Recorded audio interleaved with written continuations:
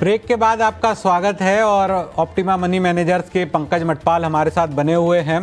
पंकज जी, जिस तरह से आपने कई सारे दर्शकों के सवालोों के जवाब दिए और उनको काफ़ी खुश कर दिया। जो 20 साल का जो आखिरी दर्शक था उसका 55 लाख रुपए का कॉर्पस बन रहा था और आपने 10% स्टेप अप करा के उसका 1 करोड़ 12 लाख तक का पोर्टफोलियो तैयार किया, कॉर्पस तैयार किया। तो अब बहुत सारे दर्शक हैं ये जानना चाहते हैं कि भाई डायरेक्ट म्यूचुअल फंड है और डिविडेंड म्यूचुअल फंड है जो आईडीसीडब्ल्यू का जो म्यूचुअल फंड है, dividend mutual fund, income distribution और कैपिटल विड्रॉल, तो इन दोनों में क्या फर्क है? जो निवेशक है जिनको चूज करना है रिटर्न के तरीके से, तो कौन से म्यूचुअल फंड को चूज करे? डायरेक्ट म्यूचुअल फंड को चूज करे या फिर डिविडेंड म्यूचुअल फंड को चूज करे?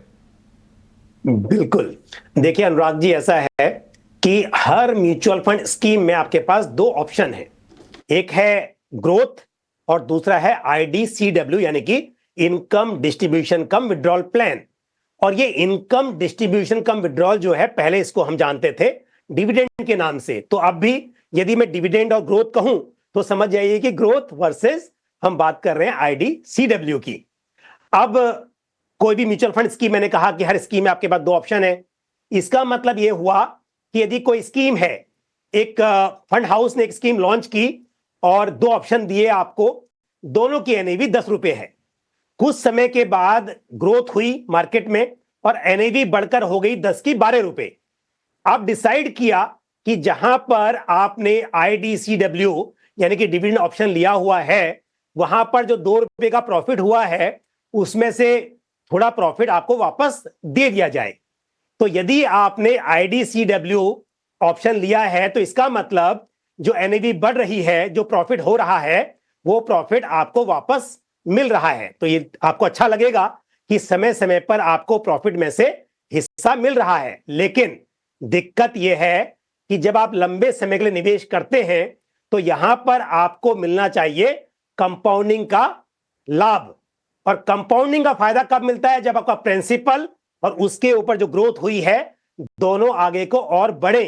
तो यानी कि जो प्रॉफिट हुआ है उसको यदि आप ले लेंगे तो इससे आपको कंपाउंडिंग का जो बेनिफिट है वो पूरा नहीं मिल पाएगा या नहीं मिल पाएगा।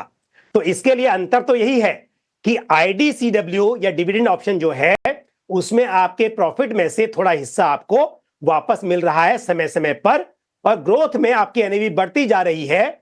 जब तक आप रिडीम नहीं करेंगे तब तक बीच में आपको कुछ भी नहीं मिलेगा, लेकिन रिडम्पशन के टाइम पर लंबे समय में अच्छा पैसा इकट्ठा हो जाएगा और एक साथ आप विड्रॉ कर पाएंगे। तो यह है बेसिक डिफरेंस आईडीसीडब्ल्यू और ग्रोथ में।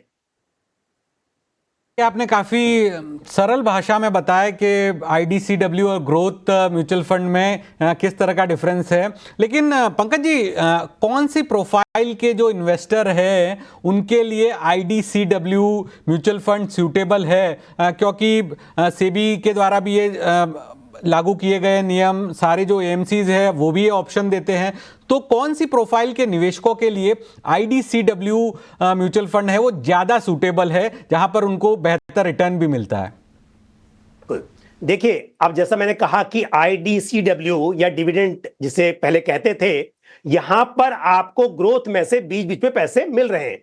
तो ऐसे निवेशक जो चाहते हो कि अपना कैश फ्लो मैनेज करने के लिए बीच बीच में कुछ पैसा उनको आता रहे, वो आईडीसीडब्ल्यू का ऑप्शन ले सकते हैं। लेकिन हालांकि मैं आपको इससे बेहतर एक विकल्प बताऊंगा कि कैसे ग्रोथ ऑप्शन आप लें और उसमें से आप रेगुलर पाते रहें। लेकिन हां, जैसा आपने पूछा कि किन निवेशकों को यह ऑप्शन लेना चाहिए, किन के लिए सुटेबल हो सकता है, तो ऐसे निवेशक जो लॉन्ग टर्म के लिए पैसा निवेश करना चाहते हो, कोई टारगेट लेके चल रहे हो, जैसे कि आप ये मानते हो कि मैं रेगुलर इन्वेस्ट करूंगा या लमसम में इन्वेस्ट कर दूंगा और अब से 10 साल के बाद, 20 साल के बाद मेरे पास में 1 करोड़ रुपए, 5 करोड़ रुपए जो भी हो वो अचीव होना चाहिए, उतना पैसा इकट्ठा होना चाहिए।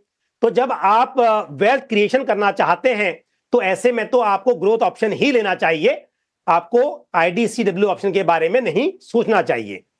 लेकिन यदि आप ऐसे निवेशक हैं जो चाहते हैं कि बीच बीच में आपको कुछ पैसा मिलता रहे, तो ऐसे में आप आईडीसीडब्ल्यू ऑप्शन के बारे में सोच सकते हैं। और एक बात और बताऊंगा अनुराग जी, यहां पर हम जानते हैं कि आजकल म्यूचुअल फंड्स में रेगुलर प्लान और डायरेक्ट प्लान दोनों होते हैं।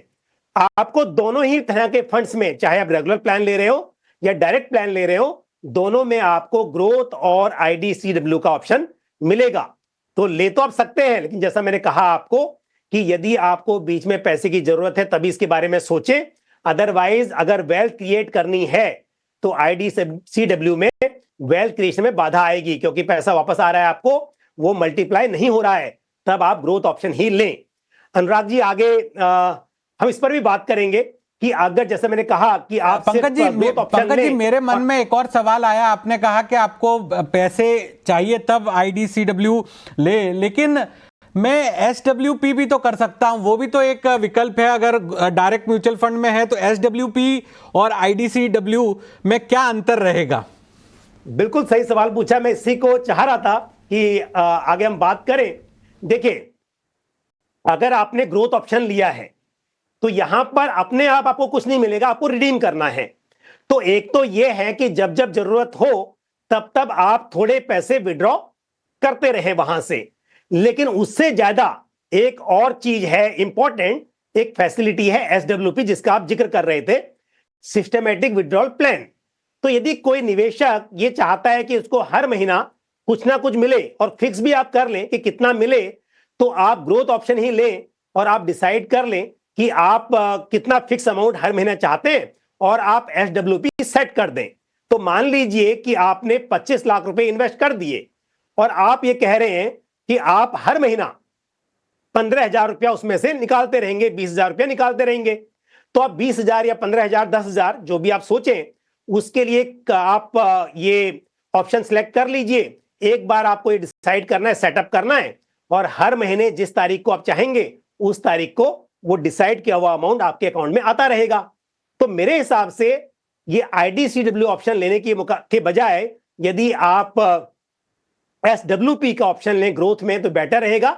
उसकी एक वजह क्या है कि एसडब्ल्यूपी में आप डिसाइड करते हैं कितना अमाउंट विड्रॉ करना है, जबकि यदि आप आईडीसीडब्ल्यू लेते हैं उसमें फंड हाउस डिसाइड करेगा कि किस टाइम पर उन्हें आपको देना है और कितना दे पाएंगे, क्योंकि ये डिपेंड करेगा कि डिस्ट्रीब्यूटेबल सरप्लस कितना है।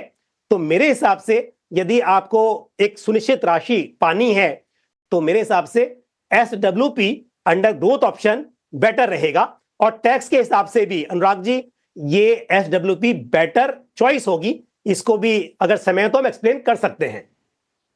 बहुत अच्छे से पंकज जी ये समझाया कि किन निवेशकों के लिए आईडीसीडब्ल्यू डिविडेंड म्यूचुअल फंड फायदेमंद है, और अगर आप चाहते हैं कि एक निश्चित राशि आपको मिलती रहे तो एसडब्ल्यूपी आपके लिए फायदेमंद है, और कंपनी डिसाइड करेगी आईडीसीडब्ल्यू के अंदर कि आपको कितना डिविडेंड जो है वो दिया जाए। तो ये जो अंतर था पंकज जी ने काफी आसान भाषा के अंदर हमारे दर्शकों को समझाया, और टैक्स के लिहाज से भी पंकज जी का मानना है कि जो डायरेक्ट म्यूचुअल फंड में है वो ज्यादा फायदेमंद है। पंकज जी, आज आपने तमाम सवालों के जवाब दिए। जो हमारे दर्शक थे देश के अलग अलग कोनों से जो हमसे जुड़े, जयपुर से, उदयपुर से, नोएडा से, जो अलग अलग हिस्से हैं देश के, वहां से हमारे दर्शक जुड़े और आपने उनके सवालों के जवाब दिए, उनका किस तरह से उन्हें अपनी निवेश की प्लानिंग करनी चाहिए। इसके अलावा आखिर में आपने बताया कि डिविडेंड म्यूचुअल फंड और डायरेक्ट म्यूचुअल फंड में क्या अंतर है। तो बहुत बहुत शुक्रिया पंकज जी